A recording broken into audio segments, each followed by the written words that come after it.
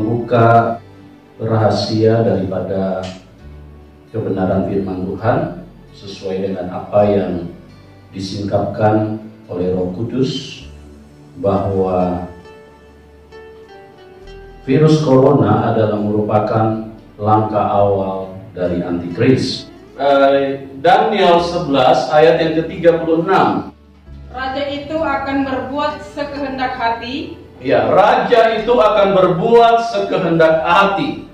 Ia akan meninggikan dan membesarkan dirinya terhadap setiap Allah. Dia akan meninggikan dan membesarkan dirinya terhadap setiap Allah.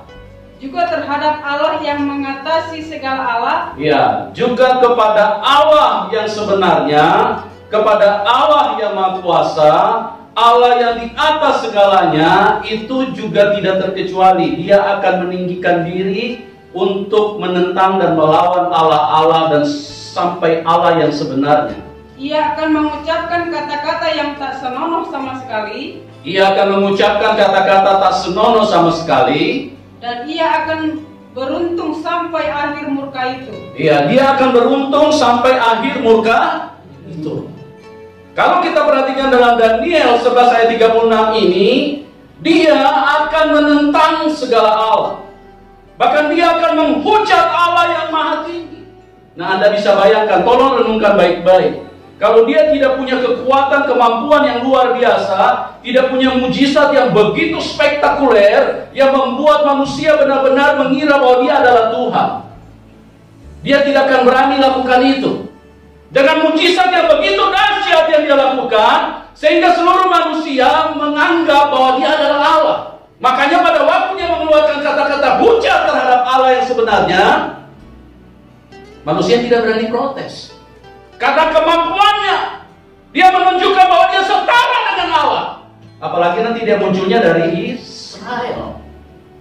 Nah, kita lihat lagi di dalam 2 Tesalonika 2 ayat 3 dan 4.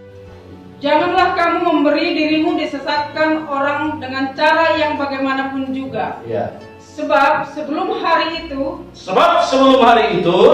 haruslah datang dahulu murtad dan haruslah dinyatakan dahulu manusia durhaka. Dan haruslah dinyatakan dahulu murtad dan harus dinyatakan dahulu manusia durhaka. Itu kita sudah bahas sebelumnya. Terus yang harus binasa. Yang harus binasa, yaitu lawan yang meninggikan diri di atas segala yang disebut atau yang disembah sebagai Allah. Yaitu lawan yang meninggikan diri atau disembah sebagai Allah.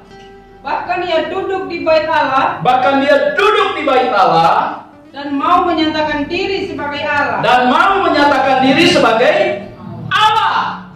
Nah, perhatikan, kalau dia punya kemampuan tidak setara, tidak sekelas, tidak seimbang dengan apa yang pernah dilakukan oleh Tuhan Yesus, dia tidak mungkin layak untuk itu. Dan manusia, apalagi seperti kayak bangsa Israel, ini bangsa-bangsa yang sangat melekat dengan keagamaan. Mereka adalah orang-orang yang identik dengan agama. Mereka kalau ada didapati saja menentang Nabi, waduh, itu mereka marah sekali. Apalagi dia menentang yang maha tinggi. Dan dia menyatakan dirinya sebagai Allah. Kalau dia punya kemampuan ece-ece, dia punya kemampuan itu begitu artinya hanya setara rata-rata manusia yang ada. Ini tidak akan mungkin bisa.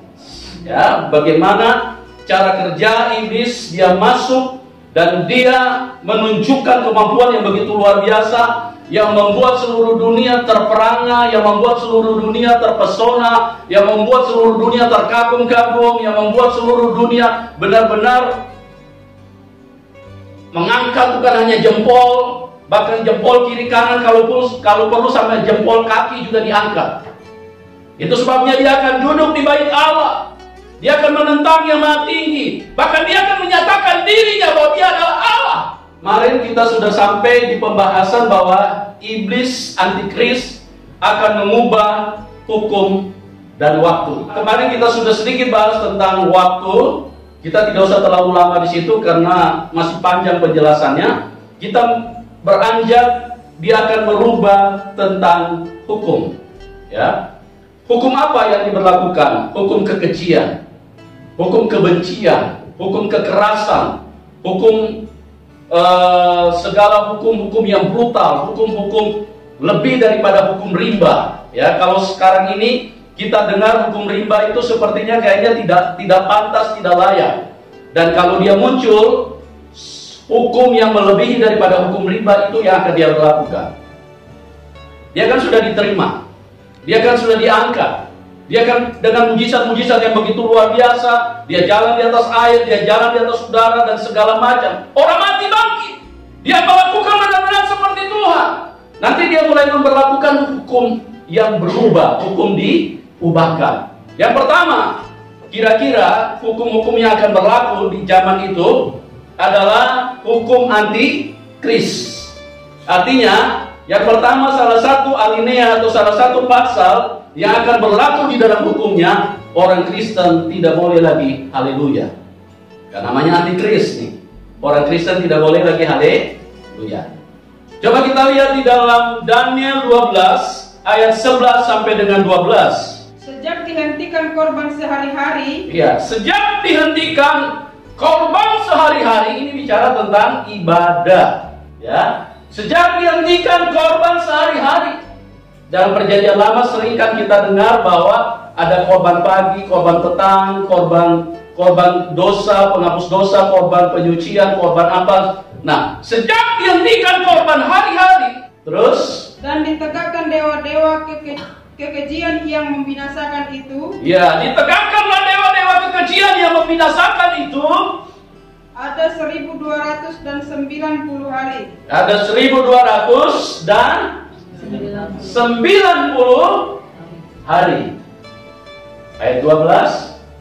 Berbahagialah orang yang tetap menanti-nanti dan mencapai 1335 hari. Iya, berbahagialah orang yang menanti-nanti dan mencapai 1335 hari. Nanti kita bahas di penjelasan tersendiri. Saya cuma ingin memberitahu salah satu hukum di sini yang diberlakukan adalah orang Kristen tidak bisa lagi ibadah. Sejak dihentikan korban sehari-hari selama 1290 hari.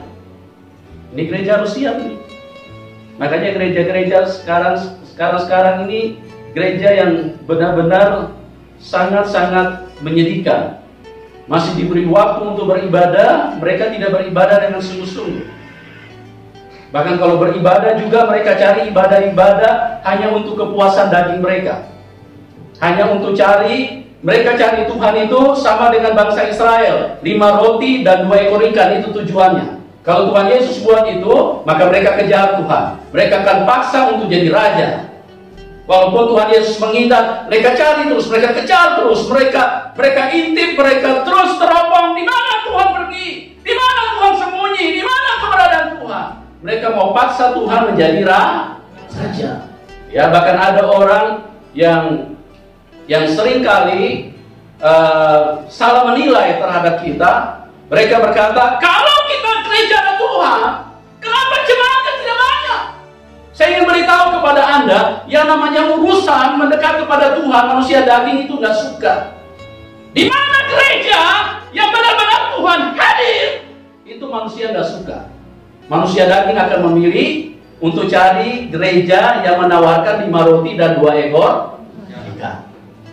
Saya ingin kasih contoh. Ini firman. Ini kehidupan. Sama-sama kita tahu seluruh dunia pendeta setiap hari khotbahkan. Kalau baca firman berarti banyak berkat Tuhan. Ada sesuatu yang luar biasa masuk di dalam hidupmu. Usia hanya cukup, umat Tuhan hanya cukup sampai di telinga saja mereka dengar. Oh iya ya, firman Tuhan itu bagus sekali. Tapi manusia tidak pernah ingin membaca Alkitab. Sedangkan pendeta-pendeta saja malas baca Alkitab.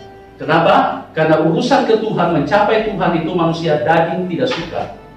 Manusia daging tidak suka menyembah, berdoa. Kita setiap hari diajarkan di gereja, semua gereja berseru berdoa, menyembah, berdoa, menyembah, berdoa, menyembah. Tapi apakah mereka lakukan? Jangankan jemaat, pendeta pun malas menyembah, malas berdoa. Makanya karena malas berdoa, malas menyembah, makanya miskin pewahyuan. Kalau nebak-nebak, tafsirkan Alkitab, nanti lari ke kiri, ke utara, ke kanan, ke selatan, ke barat, nanti mundur lagi ke timur. Nanti ujung-ujungnya jalan yang disangka lurus, ujungnya menuju maut. Kita sama-sama tahu, sekali lagi saya ingin pertegas supaya umat Tuhan dimanapun Anda bisa melihat firman ini, dimanapun Anda bisa mendengar firman ini, untuk urusan ke Tuhan, gereja tidak suka. Jadi orang-orang yang salah menilai, saya harap mungkin mereka bisa berubah, mungkin mereka bisa bertobat. Jangan terlalu cepat menghakimi, jangan terlalu cepat menilai. Oh, kalau gereja tidak ada orang, berarti tidak ada Tuhan. Saya bisa tunjukkan di dalam Alkitab. Pada waktu Tuhan Yesus mulai bicara firman, mulai bicara roh, bicara kehidupan, semua bangsa Israel meninggalkan dia. Tetapi kalau selama Tuhan Yesus menawarkan 5 roti dan 2 ekor ikan, selama pendeta terus membuat baginya senang, selama mereka melihat pendeta hai, waduh, mereka cari terus itu. Itu yang mereka kejar. Oke, kita dilarang beribadah sejak dihentikan korban sehari-hari. Makanya sebelum dihentikan korban sehari-hari, teruslah bersungguh-sungguh untuk beribadah dalam pengertian bahwa kita benar-benar berjumpa dengan Tuhan. Bukan sekedar datang ke gedung gereja, terus kemudian dengan khotbah, kasih persembahan, pulang, kewajiban moral sudah ditunaikan. Bukan itu tujuan Tuhan. Kira-kira hukum yang kedua seperti apa? Hukum yang kedua itu adalah semua orang yang tidak registrasi, semua orang Kristen yang hidupnya sungguh-sungguh tidak boleh lagi berjualan ataupun membeli. Itu hukum yang kedua. Karena semua harus registrasi terhadap salah satu password yang akan diberikan oleh antikris. Coba baca Wahyu 13 ayat 17. Dan tidak seorang pun yang dapat membeli atau menjual selain daripada mereka yang memakai tanda itu, yaitu nama binatang itu atau bilangan namanya. Tidak ada seorang pun yang bisa berjualan atau membeli, yang dapat membeli atau menjual selain daripada mereka yang memakai tanda itu, yaitu nama binatang itu atau bilangan namanya. Passwordnya dia akan berikan. Tidak ada seorang pun. Nah, orang-orang Kristen yang dalam tanda petik bahwa mereka tidak akan menerima tanda itu, tidak akan bisa berjualan. Antikris sudah di depan, akhirnya nanti semua registrasi. Kita tidak bisa berjualan, tidak bisa menjual, tidak bisa membeli.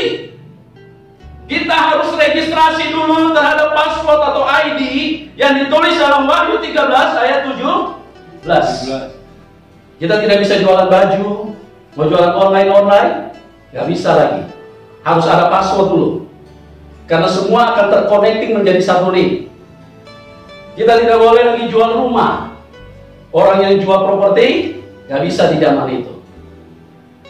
Karena harus ada password dulu. Semua akan terconnecting dengan internet. Akan menjadi satu link. Bisa bilang amin? Wahyu 13 ayat 17. Kita tidak bisa berjualan atau membeli. Kita tidak bisa jual mobil dan tidak bisa juga beli mobil. Kemana-mana harus jalan kaki. Gak bisa panggil online, Ojek, Grab, Gojek, harus siap jalan kaki. Tidak ada satu orang pun yang bisa melakukan transaksi jual beli tanpa memakai ID yang telah ditetapkan oleh si antikris, tanpa memakai tanda dari binatang itu, bilangan namanya. Ya, kita tidak bisa masuk Indomaret, tidak bisa masuk ke supermarket, tidak bisa, karena semua akan harus ada password. Kita tidak bisa transaksi. Justru kalau kita tidak punya password, pada saat kita hadir di supermarket, kita langsung ditangkap, langsung dieksekusi. Jadi siap-siap nih. Jadi orang Kristen ini sebetulnya mengalami masa kelaparan, masa kesusahan itu berapa tahun? 7 tahun. Karena 3,5 tahun itu pertama di zaman kelaparan, 3,5 tahun kedua di zaman antikris berkuasa. Cocok nggak dengan Yusuf? Zaman Yusuf berapa tahun? 7 tahun. Kita tidak bisa buka toko, tidak bisa. Harus registrasi dulu. Nggak bisa jualan semua, tutup semua. Nah, bagaimana orang Kristen yang masih kepengen berjualan, yang masih kepengen cari uang, mau tidak mau mereka akan registrasi. Apa boleh buat boleh apa? Registrasi aja. Tapi ini firman Allah sudah disampaikan. Siapapun Anda yang mendengarkan ini, tolong dengar baik-baik. Ini demi keselamatan hidupmu, karena Tuhan sangat mengasihi engkau. Dimanapun engkau berada, tolong dengar baik-baik. Jangan sampai engkau menerima tanda atau registrasi. Karena pada saat engkau menerima, engkau akan menjadi milik dari antikris.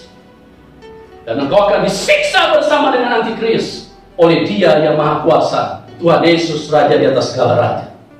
Ya, tidak bisa beli beras. Double kita punya bahaya. Di zaman kelaparan, beli beras cuma secupat, segenggam beras. Begitu zaman antikris, ada beras banyak, nggak bisa beli. Harus registrasi dulu. Tuhan itu tidak pernah salah pilih. Kenapa kita tidak ditaruh di zaman Daniel? Kenapa kita tidak ditaruh di zaman rasul-rasul? Kenapa kita tidak ditaruh di zaman 500 tahun lalu? Karena Tuhan tahu, yang paling tepat di zaman akhir ini adalah Anda dan saya. Amen. Tuhan tahu itu. Gak usah ragukan cara Tuhan. Tuhan itu sangat sempurna. Yang paling penting Anda terus membangun hubungan yang intim dari sekarang. Tidak bisa ke rumah sakit.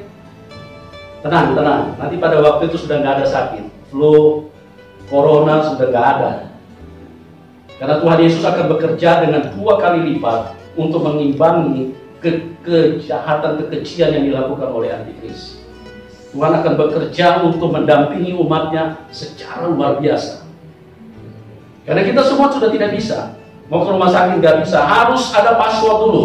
Semua harus registrasi dulu. Mau kemana orang Kristen? Kita tidak bisa beli BBM. Sekarang sudah mulai diarahkan semua pembayaran BBM itu harus secara cashless, tidak pakai uang tunai. Nanti baru pada waktu antikris berkuasa, semua harus online, semua harus internet. Tidak bisa beli, nggak bisa naik motor kita, nggak bisa naik mobil, semua dihentikan. Tapi tenang, di zaman itu kuasa seperti yang pernah terjadi di zaman Elia, orang Kristen akan diraihkan. Kalau Anda butuh kemana, itu Tuhan akan terbangkan dengan kuasa Roh Kudus. Tuhan tidak akan pernah kekurangan cara kok. Cuma saya beritahu dulu ini supaya dimanapun video ini bisa dibagikan, bisa di-share.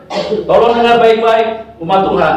Tolong dengar baik-baik rekan-rekan sekerja Allah, rekan-rekan hamba Tuhan. Jangan sampai Anda registrasi. Kalau pada saat Anda registrasi, Anda secara otomatis tidak bisa terselamatkan. Karena apa? Karena Anda milik daripada antikris. Ya? Mau beli odol, nggak bisa. Nggak bisa. Mau beli sabun, nggak bisa. Semua nggak bisa. Bisa bilang amin ini? Wahyu 13 ayat 17. Tidak ada satu orang pun yang bisa berjualan, membeli ataupun menjual pada zaman itu, kecuali yang mempunyai tanda, yang mempunyai password. Firman tidak pernah bisa batal. Kalau itu sudah ditulis, itu akan digenapi. Jadi siap-siap, mulai dari sekarang banyak belajar bersyukur. Jangan suka bersungut-sungut, ya. Cuma susah-susah sedikit, sudahlah ditelan-telan aja. Makanya ada sekarang yang bentuk seperti kayak OVO, GoPay, Isaku, itu kan bentuk-bentuk registrasi yang akan membuat kita bisa melakukan transaksi pada saat kita punya aplikasi itu. Kan sekarang sudah dimulai itu, dapat diskon. Kalau pakai OVO dapat diskon 20%, pakai GoPay dapat diskon 10%. Itu sudah seperti itu nanti. Itu jalan-jalan mulai sinyal-sinyalnya mulai bersinar. Bagi orang Kristen yang tidak mau, maka orang Kristen akan dikejar, ditangkap, dan disiksa. Baca Matius 24 ayat yang ke-9. Pada waktu itu kamu akan diserahkan supaya disiksa. Iya, pada waktu itu kamu akan diserahkan supaya disiksa. Dan kamu akan dibunuh Dan akan dibenci semua bangsa oleh karena namaku. Ya, kamu akan dibunuh dan dibenci oleh semua bangsa oleh karena. Terus kemudian apa yang menjadi keinginan terbesar di dalam diri antikris? Ya, dia sangat ingin, sangat haus, sangat kebelet untuk minta disembah. Kita buka Wahyu 13 ayat 7 dan 8. Dan ia diperkenankan untuk berperang melawan orang-orang kudus. Ya, dia diperkenankan berperang melawan orang-orang kudus. Dan untuk mengalahkan mereka. Dan kepadanya diberikan kuasa atas setiap suku dan umat dan bangsa dan bahasa dan bangsa. Iya, dia diberi kuasa, kepadanya diberikan kuasa atas setiap suku. Terus apa lagi? Umat. Suku apapun yang ada di Indonesia sampai di luar negeri, seluruh dunia. Dan apa? Diberi kuasa atas bahasa dan bangsa. Dia diberi kuasa. Terus? Dan semua orang yang diam di atas bumi akan menyembahnya. Ya, semua orang yang diam di atas bumi akan menyembah dia. Nah, ini Anda bisa bayangkan kalau dia tidak sekelas Tuhan, dia punya kapasitas tidak setara dengan yang pernah dilakukan oleh Tuhan Yesus. Siapa yang mau sembah dia? Terus? Yaitu setiap orang yang namanya tidak tertulis sejak dunia dijadikan di dalam kitab kehidupan dari anak domba yang telah disembelih. Iya. Ayat bagian A, dan semua orang yang diam di atas bumi apa? Akan menyembah. Coba kita buka lagi di dalam Wahyu masih 13, Wahyu yang sama, ayat 12 sampai 15. Kita lompat ayat 12 sampai 15. Dan seluruh kuasa binatang yang pertama itu dijalankannya di depan matanya. Iya, dan seluruh kuasa binatang yang pertama itu dijalankan di depan matanya. Ia menyebabkan seluruh bumi dan semua penghuninya menyembah binatang pertama. Ya, jadi iblislah yang bergerak di dalam antikris ini. Dia hanya badan manusia, tapi dia adalah iblis roh jahat. Iblis yang bergerak di dalam dia. Jadi iblis itulah yang membuat seluruh dunia akhirnya menyembah si antikris ini. Terus? Yang luka parahnya telah sembuh. Ya, yang luka parahnya telah sembuh. Terus? Dan ia mengadakan tanda-tanda yang dahsyat. Bahkan ia menurunkan api dari langit. Perhatikan baik-baik. Dia menurunkan apa? Api dari langit. Siapa yang pernah menurunkan api dari langit? Hanya Tuhan. Dia bisa menurunkan api dari langit. Wah, kalau dia muncul ini memang benar-benar dunia ini bergetar. Dengan ketampanan yang begitu luar biasa, dengan kemampuan yang tiada taranya, benar-benar setara dengan Tuhan. Karena dia memang Mesias, tapi dia palsu. Dan diizinkan Tuhan. 2000 tahun yang lalu Tuhan menghancurkan pekerjaan setan selama 3,5 tahun. 2000 tahun kemudian Tuhan beri kesempatan setan untuk menghancurkan pekerjaan Tuhan selama 3,5 tahun. Adil. Iblis sebentar nggak bisa komplain lagi. Nggak bisa. Nanti Tuhan tinggal ngomong. Kan gua udah kasih kesempatan yang sama. Kamu juga kan 3,5 tahun kan hancurkan gereja kan? Ya, 13 lanjutkan. Ke bumi di depan mata semua orang. Ya, menurunkan api dari langit ke bumi. Wih, dari langit aja dia bisa turunkan api. Apalagi cuma bakar manusia, siksa manusia. Dari langit saja dia bisa turunkan api.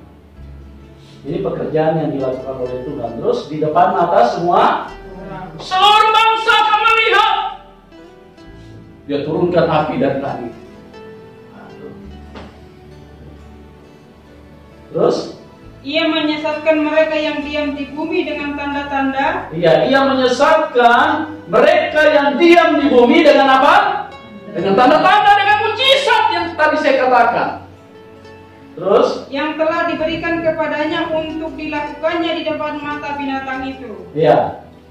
Dan ia menyuruh mereka yang diam di bumi supaya mereka mendirikan patung untuk menghormati binatang yang luka oleh pedang, namun yang tetap hidup itu. Iya. Ya, nanti itu kalau kita masuk pembahasan tersendiri ya. Dan saya ingin katakan bahwa ini sebetulnya di zaman Daniel itu juga sudah Tuhan kasih bayangan. Daniel 3 ayat 1 sampai 6, coba dibacakan. Raja Nebukadnezar membuat sebuah patung emas yang tingginya 60 hasta. Iya, yang tingginya 60 hasta dan lebarnya 6 hasta yang didirikannya di antara Dura di wilayah Babel. Iya, terus? Lalu Raja Nebukadnezar menyuruh orang mengumpulkan para wakil raja, para penguasa, para bupati, para penasehat negara, para bendahara, para hakim, para ahli hukum, dan semua kepala daerah untuk menghadiri pentahbisan patung yang telah didirikannya itu. Bisa nangkap saudaraku? Nanti antikris pada saat ditabiskan menjadi raja di atas segala raja, seluruh dunia akan dipanggil kumpul.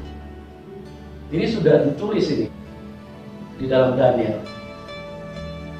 Para hakim, para ahli hukum, dan semua kepala daerah untuk menghadiri pentahbisan patung yang telah didirikannya, para penasehat negara, para bendahara, para penguasa di atas, pas menyuruh orang mengumpulkan para wakil raja, para penguasa, para bupati, para penasehat negara, para bendahara, para hakim, para ahli hukum, dan semua kepala daerah untuk menghadiri pentahbisan patung yang telah didirikannya. Jadi semua seluruh negara akan kumpul pada saat dia ditabiskan menjadi raja di atas segala raja. Dia menggantikan Tuhan Yesus. Terus, lalu berkumpullah para wakil raja, para penguasa, para bupati, para penasehat negara, para bendahara, para hakim, para ahli hukum, dan semua kepala daerah untuk menghadiri pentahbisan patung yang telah didirikan Raja Nebukadnezar itu. Terus, dan berserulah seorang tentara dengan suara nyaring, beginilah dititahkan kepadamu, hai orang-orang dari segala bangsa, suku, bangsa, dan bahasa. Ya. Demi kamu mendengar bunyi sangkakala, seruling, kecapi, rebab, gambus, serdam, dan berbagai-bagai jenis bunyi-bunyian, maka haruslah kamu sujud menyembah patung yang telah didirikan Raja Nebukadnezar itu. Iya, sampai di sini dulu. Semua disuruh harus apa?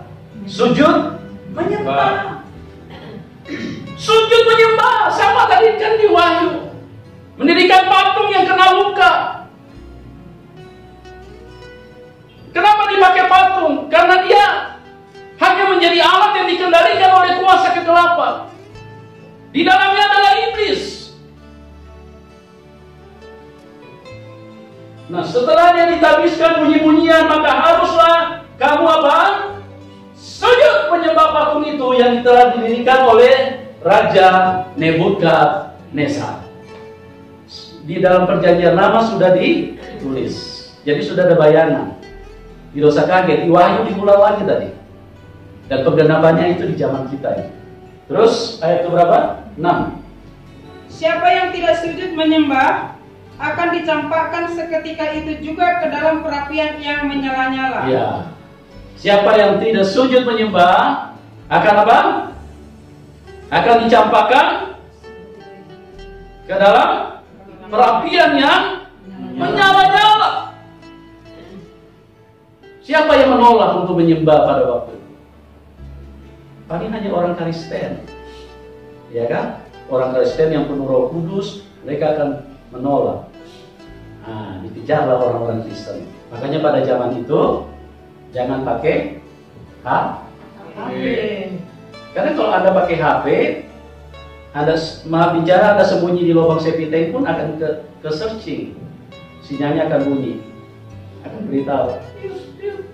Oh, dia ada di dalam septic tank. Datanglah algojo, tangkap untuk disiksa. Kita bukan dibunuh, disiksa sampai mati. Simulasi-simulasi orang Kristen belakangan ini, oh kalau antikris datang langsung percaya Tuhan Yesus, ya langsung idol. Kalau begitu mah enak. Kan firman Tuhan bilang siksaan yang belum pernah terjadi dan yang tidak akan terjadi. Kalau cuma idol begini mah dari dulu juga sudah ada. Kalau cuma dipancung dari dulu juga sudah ada. Nggak seperti itu, disiksa sampai Anda nyangkal. Makanya Tuhan Yesus bilang kalau waktunya tidak dipersingkat, tidak akan ada yang. Makanya rajin-rajin menyembah Tuhan. Siapa tahu Tuhan berbelas kasihan ini, lihat ini kayaknya nggak sanggup, Tuhan angkat duluan. Rajin-rajin mencari perkenanan Tuhan. Sembah Dia dengan sungguh-sungguh. Tuhan itu mendengar doa orang percaya. Kalau Anda berdoa dengan sungguh-sungguh, kalau Anda rasa situasi berat, Anda juga bisa berdoa. Tergantung keputusan Tuhan. Kalau Tuhan tidak kabulkan, jangan salahkan Tuhan. Berdoa, kita bisa minta pulang duluan. Dan itu Alkitabiah. Nanti kita lihat itu Alkitabiah. Saya bukan hamba Tuhan yang mau menyesatkan Anda.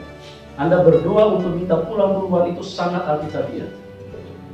Kita akan masuk ke dalam pembahasan antikris itu dari negara mana. Tapi nanti kita lanjutkan di pembahasan selanjutnya. Tuhan Yesus memberkati kita semua. Amin.